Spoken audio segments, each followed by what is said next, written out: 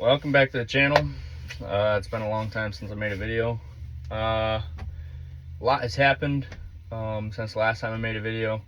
I know every single time I say I'm going to make more videos, it just doesn't really work out that way. It's kind of hard. I went through a couple little things there for a while. Me and my ex broke up, which is definitely for the best for both of us. And I worked where I was working for a little while longer, and I started this company. So I'm guessing you guys clicked on this video because you really want to be an entrepreneur, or you want to get a little bit more insight in what it takes. And New York State is one of the hardest states to start your own business in, I think. A couple other people think too. If you look at Reddit's, all the different stuff to start a company in New York State. First, you got to work on your LLC. There is nothing that you can do to start a business in any aspect. No insurance companies want to talk to you, really.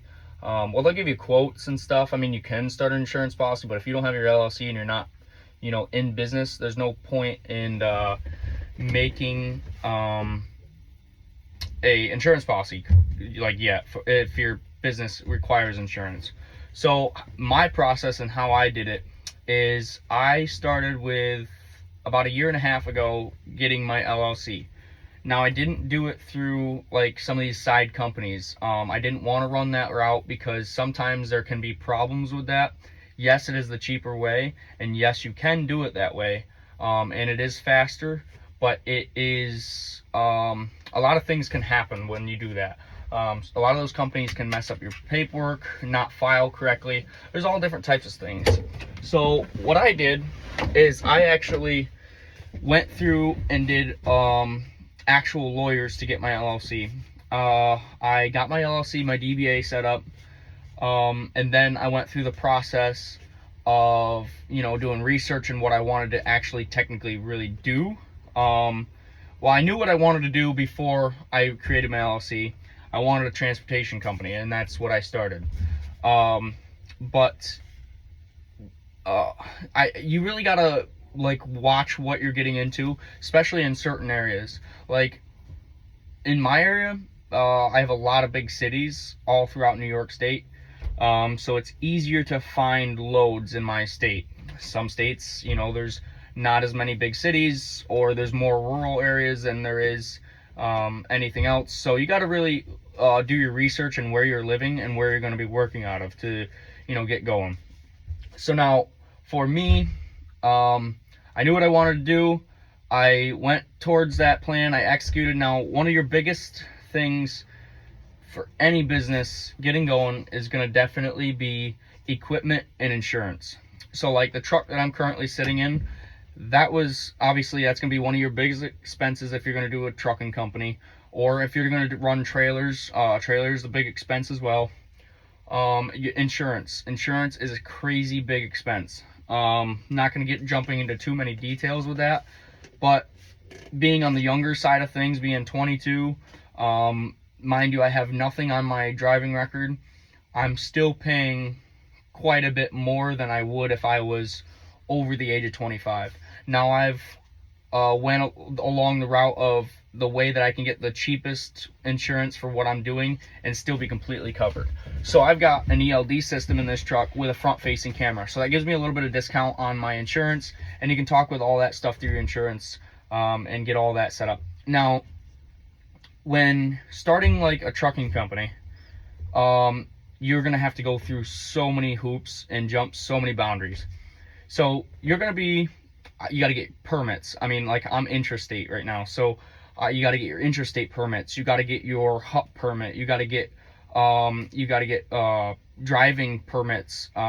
You got to get your insurance. There's like all these different things you got to run through, right? So the way I started, and the way anybody can start, and it's pretty easy to actually get going in this route that I took to get started, but in the process of doing that, you got to really make sure you're going to make good amounts of money, otherwise you're going to go under very fast. So I started out getting all of my insurance all set up, all of my my LLC, all of my permits, all of that, and I started renting trucks through Enterprise because I didn't have a truck. So now Enterprise is great because they have certain programs that you can get into. Like I got into a commercial program where they were going to charge me X amount per week, X amount per mile. If I went over the miles that they set for me per week, then they charge more per mile. So the way that works too is you have to put a deposit on the trucks, and like you come back with any damages, less fuel, all that stuff. It all adds up in charges.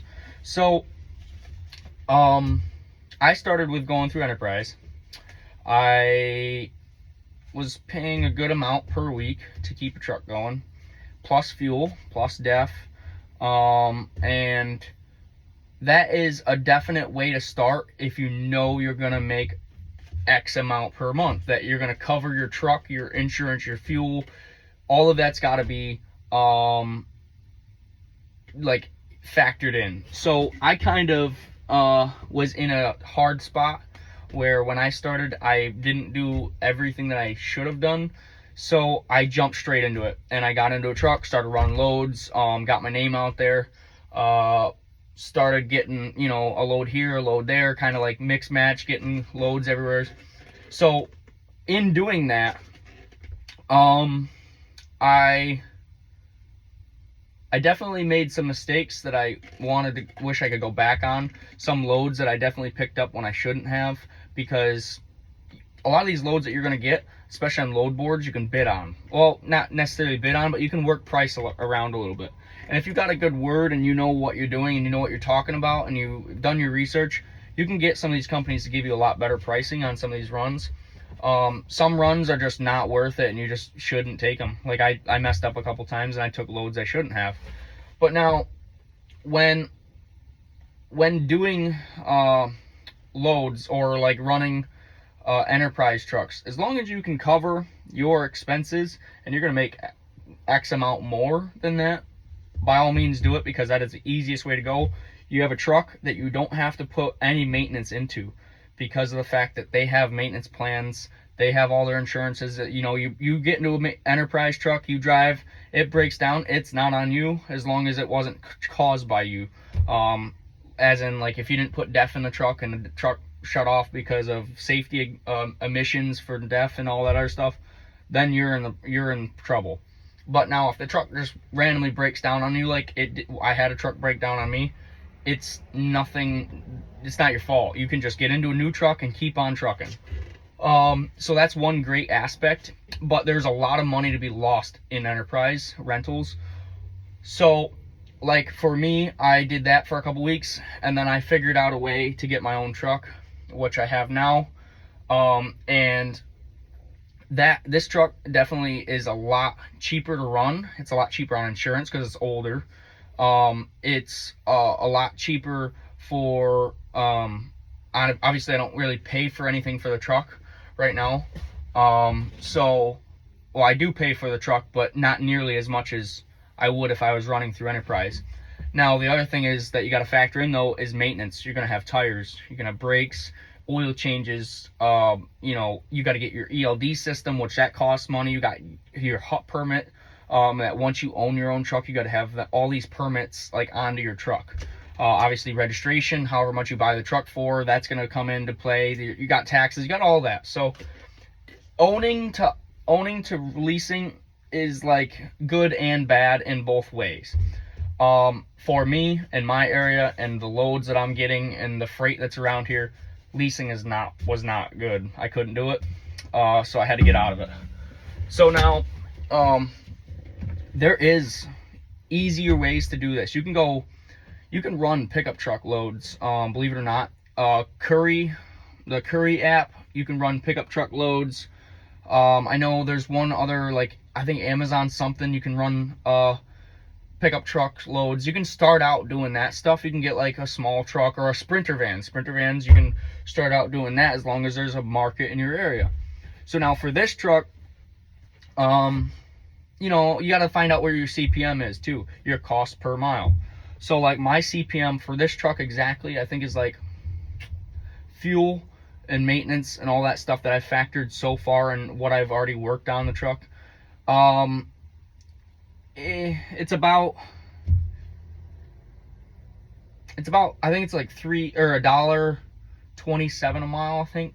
So if I'm making $2 plus a mile, I'm doing really good.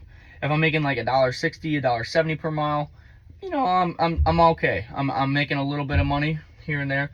But now we'll get into what I've made. So I have ran for a total of 3.5 weeks, and I've made, I'm not gonna get into exact numbers, but I've made a little over $10,000. So in about 3.5 weeks time of actually being on the road, that's what I've made. Now, in the time period of when I started the business, I started in January. I didn't have anything January. I started February 1st on the road. I ran for about 2 weeks, and then I had a week off of running. And then I got this truck. That week off was when I got this truck, and I had to do a bunch of work to it. So we did all the work to this truck, got it running, got everything good. The interior all redone. Like this had a lot of problems when I got it. Well, a lot of little problems when I got it. The bare bones of the truck was pretty good. So, and I haven't had too many like issues. Cross your fingers, knock on wood. That's not wood, but okay. Yeah. So you really got to do your research on what truck you're buying too, because if you're buying a truck with, a non-reliable motor, worst decision you can do, because you're just going to run into problems left and right.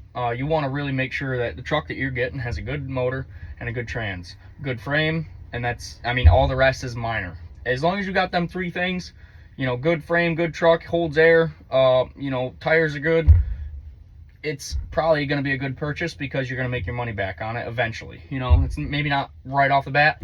This isn't some get rich quick scheme. This is hard work. This is, paperwork left and right. That's one thing I don't like about this business, is definitely all of the phone calls, emails, and paperwork you got to do on a daily basis. But that just comes with it. You gotta see what's good and bad. If you want to stay working for somebody else and always be at the leisure of another company, so be it. So go do that. But to be an owner operator, to own your own business, there's going to be challenges, and there's going to be ups and downs. Like, there's going to be a lot of ups and downs. You're going to get it on a daily basis. One day's going to be great, and the next day could be a lot of things going wrong. So you're always riding on that fine line of what's going to happen. So in the sense of running, though, a little over 10,000 in the first technically 3 full weeks on the road, which isn't bad, but you got to think also a lot of stuff is factored into that.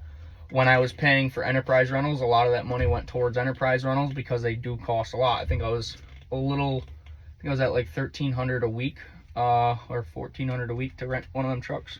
So that's a lot of money per week if you're only making a certain amount per week. Plus you got fuel, and then you got to feed yourself, drinks, food, all that gets factored in. But now, like, then you got fuel and stuff like that too. So all of that money was not profit. That was gross income. So, or gross revenue. So you got to really factor out what it's going to be in your area and what is a good business for you. In my sense, I'm ready to, I'm going to keep on running with this truck. I'm going to build my business up. I'm going to build my name up a little bit more. I finally got hoodies made up, which is not bad. But so, and then I'm going to run this truck for a while. Take care of it, fix a couple things on it more, and then I want to expand later on into a flatbed or a bigger truck. But for right now, this is where I'm at, and this is kind of like an update for everybody that was subscribed to me. This isn't what I was gonna make this channel into, but this is kind of just where my road of my life road kind of is leaving, or leading to. I kind of fell into being an owner, and I really want to do it for a long time, and I just pushed for it. You can do anything you want if you pushed really towards it. This is 15 minutes of a video of me talking, so I don't expect this to get a lot of views. But if you have any questions about any of this, anything to get a business started, all of that stuff, leave it down in the comment section, and I will remake a new video. Like, I promise, I'll, in the next week or two, as long as I'm not crazy busy, I will remake a video answering any question that anybody has on starting a business, and all of that stuff, because, you know, it's actually a really good thing as long as you do your research in what you're going to be doing. But a lot of things, also getting back to the channel type stuff, eventually I want to start getting back into doing stuff with my truck. I'm not sure what's going to happen with my truck yet. I might be trading it in to expand my business. If not, I'd like to still make videos on that, and I also have plans for a couple other things later on down the road when I can do more videos and have a little bit more free time, a little bit more free money. Right now I've got a lot of things tied up in this business, and a lot of time and money tied up that I need to reinvest to keep on going. So, but any questions you guys have for anything, starting business, LLC, trucks, I got quite a big, I would say, education on a lot of these trucks, because I've been doing a lot of research on these things. And I also fix all of my own vehicles. I don't ever take my trucks to the shop unless I absolutely have to, because I don't have a tool like, you know, a tire changer or something like that, which these trucks you just break the beads with, you know, a tire maul. But yeah, I do all of my own work as long as I can do it. So any questions on trucks, business, starting an LLC, finance, just tips and tricks, anything, just leave it down in the comments, and I will get to it in the next video. I'm going to keep on trucking and keep on going and seeing where I'm going to go. If you guys want updates and you guys want to see what's really going on with the business and you want me to get it further in depth, leave that in the comments too, because I'll get around to it, and we'll see where this goes. But thank you for tuning in, and I'll see you guys in the next one.